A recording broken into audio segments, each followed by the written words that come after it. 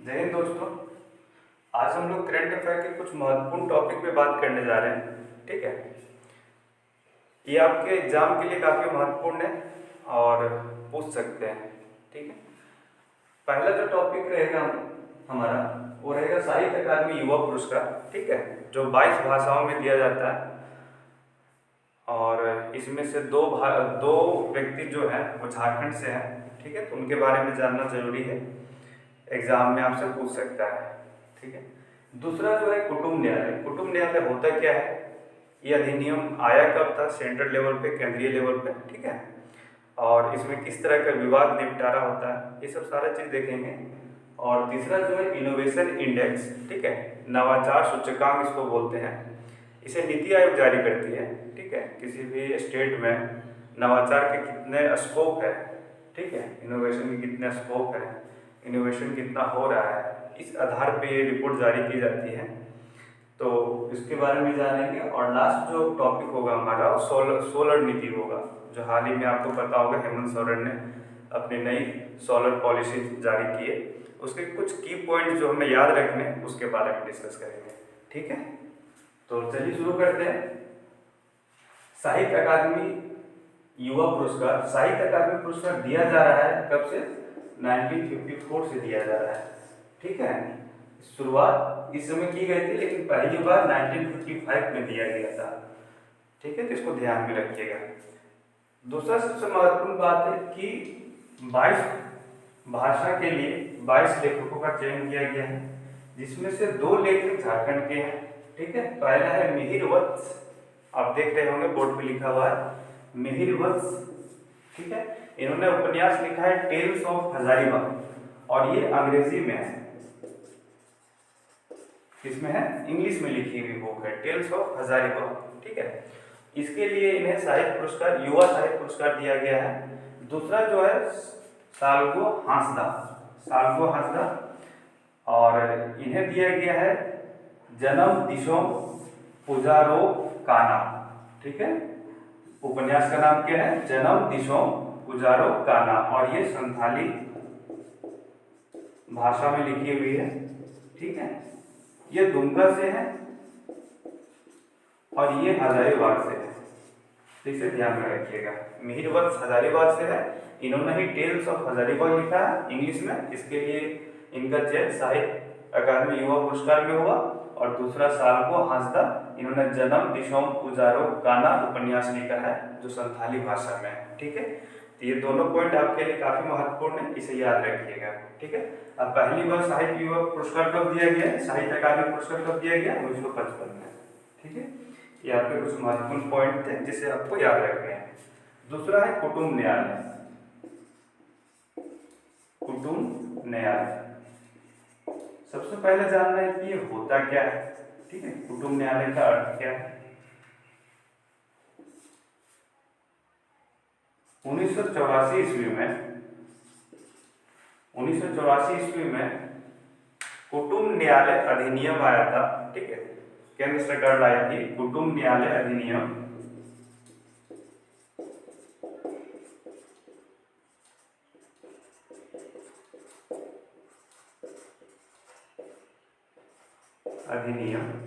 ठीक है, 1984 में आया था। ठीक है, आप देखते हो कि अभी कोर्ट में बहुत सारे मामला पेंडिंग रहते हैं। ठीक है, जिसमें बहुत आपराधिक मामले होते हैं, कुछ सिविल मामले भी होते हैं। ठीक है, जमीन विवाद है या फिर किसी दूसरे तरह का विवाद है। और सबसे अगर बोला जाए तो पारिवारिक विवाद भी बहुत सारे केसेस पेंडिंग रहते हैं कोर्ट में। तो पारिवारिक विवाद को सॉल्व करने के लिए कुटुंब न्यायालय का गठन का एक प्रस्ताव लाया गया था, एक अधिनियम लाया गया था 1984 में। जो न्यायालय भी चल रही है उससे अलग एक कुटुंब न्यायालय का गठन किया जाता है, जहां पर सिर्फ पारिवारिक विवाद को सुना जाता है। जैसे पति पत्नी के बीच में अगर कोई विवाद है, तलाक का विवाद है, तो कुटुंब न्यायालय में उसका सुनवाई होगा। ठीक है, इसके साथ अगर वर पक्ष या वधु पक्ष के बीच में किसी तरह का कोई विवाद है तो उसका सुनवाई कुटुंब न्यायालय में होगा। ये 1984 में आया था। इसके लाने का उद्देश्य ये था कि जो महिला प्रताड़ित होती हैं या फिर पुरुष को किस तरह का दिक्कत है अपनी शादीशुदा जिंदगी में, तो आके यहाँ पे सॉल्व कर सकते हैं, अपने विवाद को निपटारा कर सकते हैं। ठीक है, कार्रवाई थोड़ा जल्दी हो, क्योंकि आप देखते होंगे न्यायालय में कार्रवाई काफ़ी, केसेस बहुत ज़्यादा है, न्यायालय के इसमें दोष नहीं बोल सकते हैं, केसेस बहुत ज़्यादा है और जो जज है उनकी संख्या काफ़ी कम है। ठीक है, तो न्याय मिलने में देरी तो होती है, इसीलिए कुटुंब न्यायालय का एक कॉन्सेप्ट लाया गया था। और ये अभी हमारे लिए क्यों महत्वपूर्ण है, इसे जानना जरूरी है। हाल ही में सरकार ने रामगढ़ में कुटुंब न्यायालय गठन करने का प्रस्ताव लाया है। ठीक है, कहाँ पर? रामगढ़ में कुटुंब न्यायालय का गठन किया जाएगा, तो इसे याद रखिए, इसीलिए हमारे लिए ये महत्वपूर्ण है।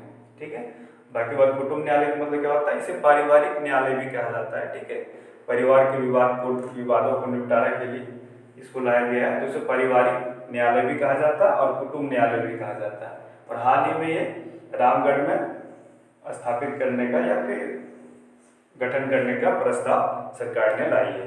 ठीक है, तो इस पॉइंट को भी आप याद रखिएगा।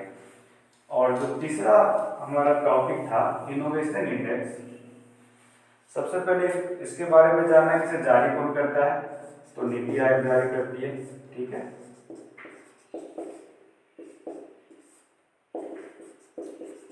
नीति आयोग जारी करती है,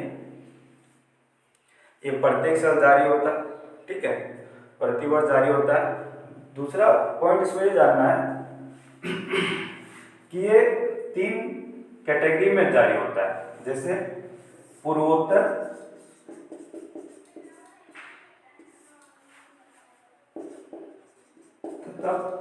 तथा पहाड़ी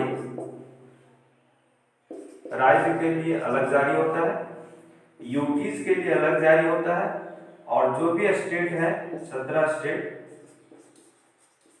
उसके लिए अलग जारी होता है। कितने कैटेगरी में? 3 कैटेगरी में ये जारी होता है। ठीक है, पूर्वोत्तर पहाड़ी राज्य के लिए अलग, इसमें 10 स्टेट आते हैं।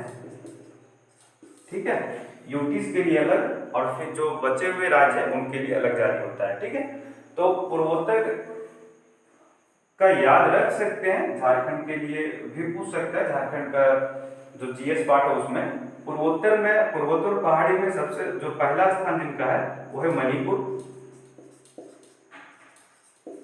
ठीक है, यूटीज मतलब समझ रहे हैं ना, केंद्र शासित प्रदेश, यूनियन टेरिटरीज।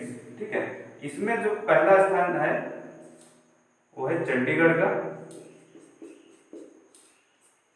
और जो 17 स्टेट बच गए, ठीक है, बाकी स्टेट, ये दोनों के अलावा जितने भी स्टेट हैं उसमें जो पहला स्थान है वो कर्नाटक का है। अब झारखंड का क्या स्टेट पोजीशन है उसे जानना जरूरी है, क्योंकि झारखंड का करंट अफेयर पढ़ रहे हैं तो झारखंड को जानना जरूरी है। तो झारखंड का इसमें 10वां स्थान है, झारखंड का कितना स्थान है? 10वां। ठीक है, और बिहार का 15वां स्थान है। ये दोनों आप याद रखिएगा, झारखंड का 10वां और बिहार का 15वां स्थान है। ठीक है, किसमें? इनोवेशन इंडेक्स सबसे पहले जारी कौन करता है? नीति आयोग। और ये 3 कैटेगरी में जारी होता है, पूर्वोत्तर और पहाड़ी राज्य के लिए अलग, यूटीज के लिए अलग, यूटीज मतलब यूनियन टेरिटरीज, केंद्र शासित प्रदेश, और फिर जो बाकी स्टेट बचे हुए उनके लिए अलग जारी होता है। ठीक है, तो यूटीज में सबसे पहले जो पहला स्थान चंडीगढ़ का है, पूर्वोत्तर और पहाड़ी में मणिपुर का है, और 17 स्टेट जो बचे हुए स्टेट है उनमें कर्नाटक पहला स्थान पर है, और झारखंड का स्थान 10वां है, और बिहार का स्थान 15वां है। तो इसको आप ध्यान में रखिएगा। ठीक है, अब लास्ट सोलर नीति, जो काफी महत्वपूर्ण है हमारे आने वाले एग्जाम के लिए। ठीक है, क्योंकि इसमें कुछ टारगेट रखे हुए हैं। ठीक है, पहली बात कि हाल ही में इसको लॉन्च किया किसने? हेमंत सोरेन ने।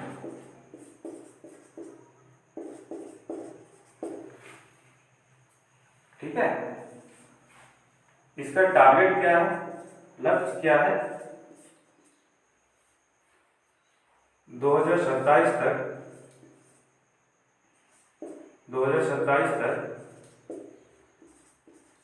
4000 मेगावाट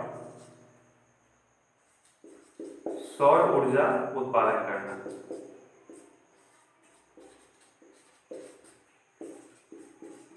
ये इसका लक्ष्य है, ठीक है। सोलर नीति कब आया? 2022 में किसने लाया? हेमंत सोरेन ने। और इसका टारगेट क्या है? 2027 तक 4000 मेगावाट सौर ऊर्जा उत्पादन करना, ठीक है। तो आपको टारगेट याद रखना है कि टारगेट कितना रखा गया? 4000। दूसरा जो महत्वपूर्ण पॉइंट है, ठीक है, वो क्या है? इन 5 वर्षों में करीब 5200 करोड़ व्यय किए जाएंगे किस नीति पर, ठीक है। इस नीति पर कितने? 5200 करोड़ रुपए का खर्च किया जाएगा, ठीक है। तीसरा पॉइंट है 45,000 प्रत्यक्ष रोजगार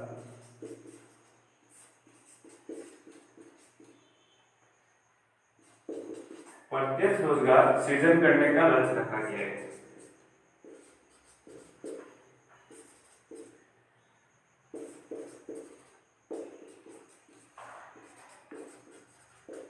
ठीक है, कितना? 45,000।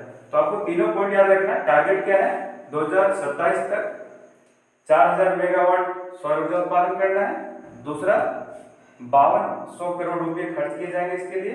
और 45,000, ठीक है, के का अर्थ होता है हजार, ठीक है। 45,000 प्रत्यक्ष रोजगार सृजन किए जाएंगे, यानी कि सौर नीति से रोजगार का भी सृजन किया जाएगा, ठीक है। तो ये तीनों पॉइंट आपके लिए महत्वपूर्ण है। अब पूछ सकता है कि जो नई सौर नीति है या सोलर नीति है, ठीक है, उसमें कितने रोजगार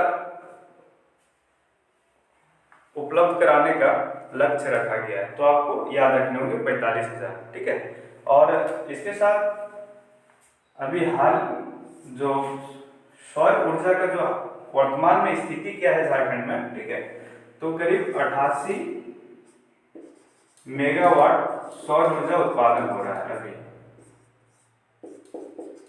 कितना? 88 मेगावाट। ये वर्तमान की स्थिति है, वर्तमान स्थिति है। 88,000 से 4000 मेगावाट तक लेके जाना है 5 वर्षों में, ठीक है। उसके लिए 5200 करोड़ रुपए खर्च किए जाएंगे और 45,000 रोजगार, प्रत्यक्ष रोजगार सृजित किए जाएंगे, ठीक है। तो ये महत्वपूर्ण पॉइंट है सोलर नीति 2022 का, ठीक है। और ये एक अच्छा विजन है नवीकरणीय ऊर्जा की ओर बढ़ने का, ताकि ग्लोबल वार्मिंग को कंट्रोल किया जा सके, ठीक है। अभी जो हमारा ऊर्जा का जो महत्वपूर्ण स्रोत है वो अनवीकरणीय ऊर्जा है, और खास करके सबसे ज़्यादा जो डिपेंडेंट हम लोग हैं वो कोयले पे है। लगभग 69% कोयले से हम देश को या फिर स्टेट को ऊर्जा प्राप्त होती है, ठीक है। तो ये काफ़ी अच्छा विजन है, अगर इसे सरकार अचीव कर पाती है तो काफ़ी लाभदायक होगा, ठीक है। तो इन सारे पॉइंट जो बिंदु है आपको याद रखने हैं, ताकि आपके एग्जाम के लिए लाभदायक साबित हो, ठीक है। और दूसरी बात यह है कि चैनल को सब्सक्राइब तो करना ही है, और इसे ज़्यादा से ज़्यादा शेयर करें ताकि बच्चे पढ़ें, ठीक है। और विशेष कुछ ऐसा नहीं है, ठीक है। आप ध्यान रखें, जो भी मैं टॉपिक यहाँ पे लेता हूँ आपके एग्जाम के लिए काफ़ी महत्वपूर्ण होते हैं, ठीक है। मैं पहले टॉपिक को सिलेक्ट करता हूँ, फिर उसे पढ़ाता हूँ जो आपके एग्जाम के लिए इम्पोर्टेंस है, ठीक है। तो आज के लिए बस इतना ही।